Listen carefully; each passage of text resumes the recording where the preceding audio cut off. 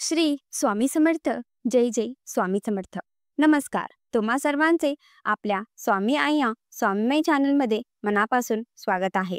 स्वामींच्या कृपेने नेहमीच तुमच्या आयुष्यात सुख, समाधान आणि आनंद असावा, इतकीच मी आपल्या स्वामींच्या चरणी प्रार्थना करते आणि आपल्या आजच्या या नवीन आणि सुंदर व्हिडिओला पुन्हा एकदा नव्याने सुरुवात करते. भक्तांनो, बघा, आज मी तुम्हाला कोमल ढगे या स्वामी भक्त ताईंचा एक अत्यंत रोमांचक, अंगावर शहारा आणणारा दिव्य अनुभव सांगणार आहे. खरे तर आपण सगळे स्वामी भक्त स्वामींची नित्यसेवा करतो आणि जेव्हा जेव्हा आपण स्वामींच्या समोर उभे राहतो, स्वामींची नित्यसेवा करतो, तेव्हा आपण तारक मंत्रांचे पठण करतो. बघा, महाराजांचा तारक मंत्र हा भक्तांना कसा तारणारा असतो, या तारक मंत्रांची शक्ती दर्शवणारा, या तारक मंत्रांची अनुभूती देणारा आजचा हा सर्वात सुंदर अनुभव ऐकूयात. आपण या ताईंच्या शब्दात. ताई म्हणतात, नमस्कार, मी कोमल ढगे. खरं तर नाव जरी कोमल असलं तरी आमच्या भागातले सगळेच लोक मला वाया गेलेली मुलगी याच नावाने ओळखायचे. कुठेही संस्कार नसलेली साथ सतत माझे अपमान करायचे, मला टोमणे मारायचे. भरपूर गोष्टी मी सहन केल्या, भरपूर गोष्टी मी सोडून दिल्या, कारण बऱ्याच वेळा माझ्याकडून बऱ्याचशा चुका व्हायच्या. मी देवधर्म या गोष्टातील कधीच नव्हते, पण जसे स्वामी माझ्या आयुष्यात आले तसे माझे आयुष्य हे पूर्णपणे स्वामीमय झाले. आजही कित्येक लोकांना जेव्हा मला बघतात तेव्हा पूर्वींची ही कोमल असे कुणीच म्हणत नाही, कारण मी कोमल ही अत्यंत वात्रट होती. 1997ला माझं ग्रॅज्युएशन झालं. मी पोस्ट ग्रॅज्युएशन सुद्धा केलं. आई वडिलांची एकूण ती एक असल्याचे त्यांची खूप इच्छा होती की खूप शिकावं. घरून मला तितकाच पाठिंबाही होता आणि तितका बाबांकडे तेव्हाही पैसाही होता. मात्र मला शिकण्यात अजिबात आवड नव्हती आणि नेहमीच मला आवडीचीच गोष्ट करायचे. पण आई वडिलांच्या हट्टासाठी मी एज्युकेशन केलं आणि पोस्ट ग्रॅज्युएशन ॲडमिशन घेतलं. त्याचवेळी मी एक प्रोफाईल इंटरव्ह्यू म्हणून जॉब सुद्धा सुरू केला, पण पगार खूप कमी होता आणि जाण्या येण्याचा त्रास हा खूप त्रास होता.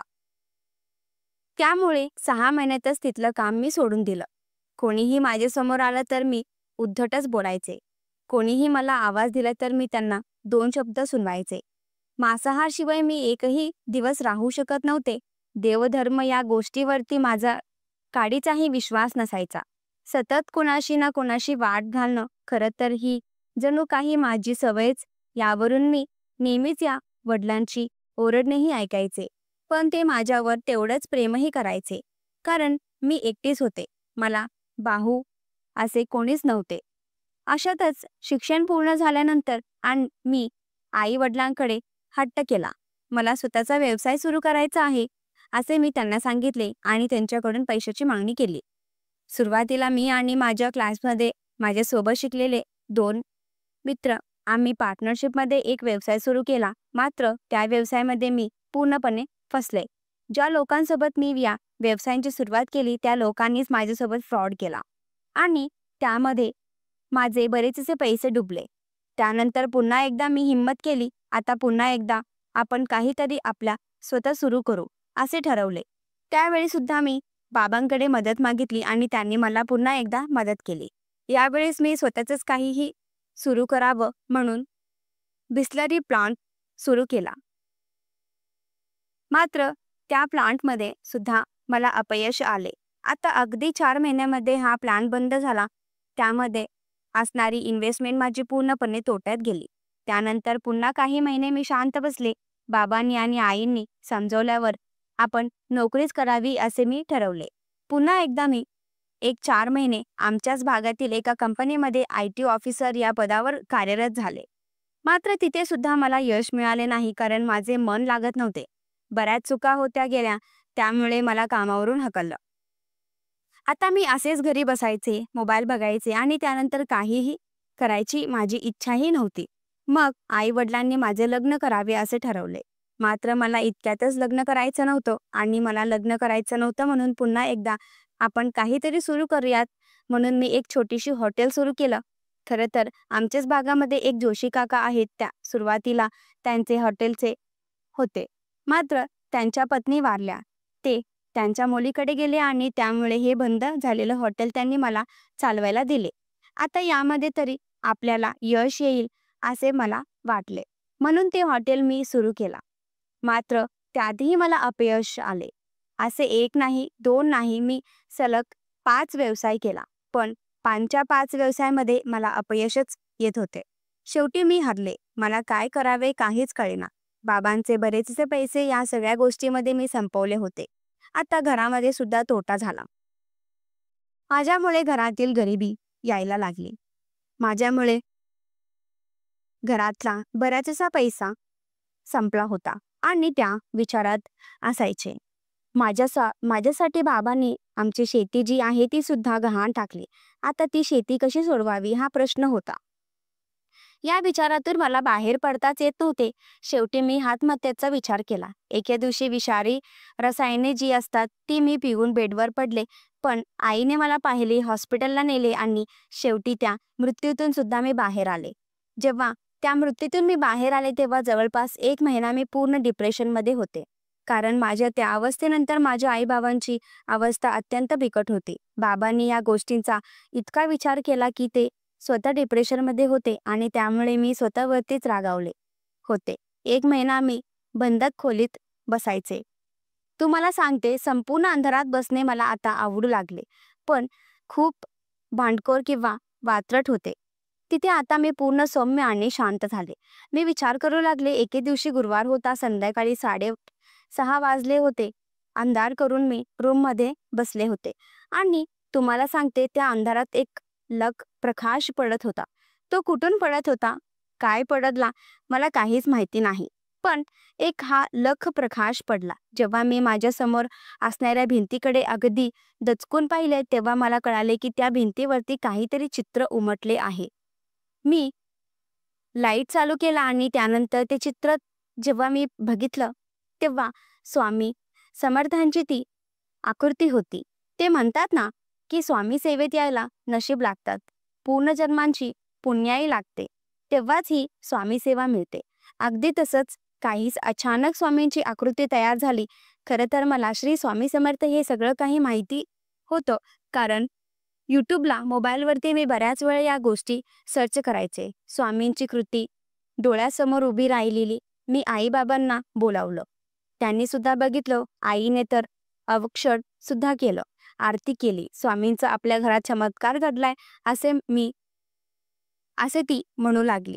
बघता बघता आमच्या संपूर्ण भागात ही बातमी पसरली आणि सगळे लोक हा चमत्कार पाहायला येऊ लागले. मग त्यांच्यानंतर माझ्या आईने पुढच्याच गुरुवारी स्वामींचा एक सुंदर मूर्ती घरात आणली. तिची प्राणप्रतिष्ठापना केली आणि मूर्ती घरात स्थापित केली. तिथून खऱ्या अर्थाने आमच्या स्वामी सेवेची सुरुवात झाली. मलाच हा दृष्टांत दिसला आणि माझ्याच रूममध्ये झाला. त्यामुळे स्वामींची काहीतरी इच्छा असेल असे मला कळून चुकले. अगदी देवाला न मानणारी मी स्वामींना मात्र मानू लागली. तिथून रोज मी मोबाईलवरती तारक मंत्र ऐकू लागली. मी बाजूलाच असणाऱ्या स्वामींच्या मठात गेली. तिथून मी ग्रंथ आणले. जवळपास 1 वर्ष मी ग्रंथ घरात घेत होते. त्या 1 वर्षामध्ये 16 गुरुचरित्र केलं. जवळपास मी 51 स्वामी सारामूर्त केली आणि रोज मी नित्यसेवा सुरू केली. 1 वर्षात भरपूर सेवा झाली आणि त्यानंतर माझ्या एका मनालेले भाऊ आहे जो UK मध्ये राहतो. सुट्टीसाठी म्हणून तो यावेळेस आमच्याकडे आला होता आणि त्यावेळेस त्यांनी मला एक प्रपोजल दिलं आणि आपण पार्टनरशिपमध्ये आपल्या याच भागामध्ये एक स्टीलची कंपनी सुरू करू. तू फक्त स्टील स्किप वापर आणि जे काही भांडवल असेल ते मी देईन. मी UK मध्ये असतो तिकडे सुद्धा आपण आपल्या अशाच एकूण 5 कंपनी आहेत ज्या मी हँडल करतो. ही कंपनी तू स्वतः हँडल कर, बाकी जे असेल ते मी बघून घेईल.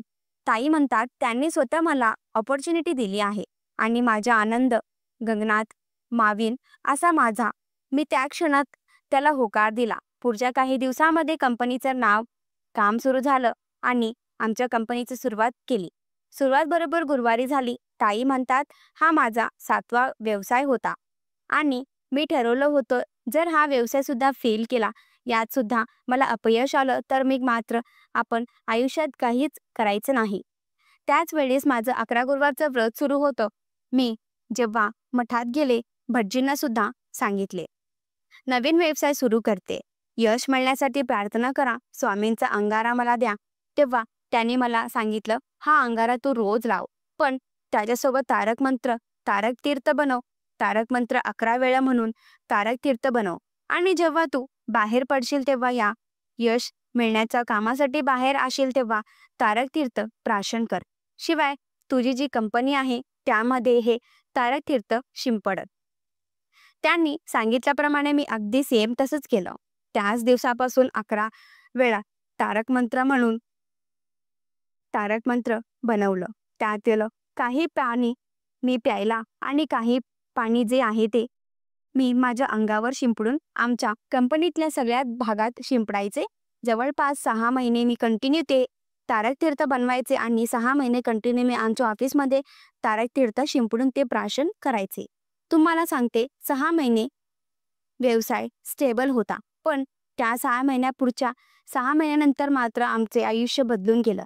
जिथे आम्हाला महिन्याला 4 ते 5 लाख नफा मिळत अपेक्षित होतं, तिथे 6 महिन्यानंतर आम्हाला प्रत्येक महिन्याला 12 ते 14 लाखाचा नफा मिळू लागला.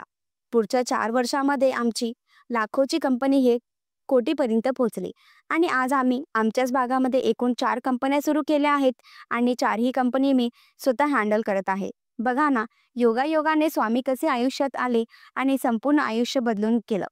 तारक तीर्थ प्यायला सुरुवात केली आणि मला यश मिळायला लागले. ताई म्हणतात, तुम्हाला खोटं वाटेल, पण माझ्या आयुष्यात घडलेली ही सत्य घटना जी फक्त तारक तीर्थने घडली.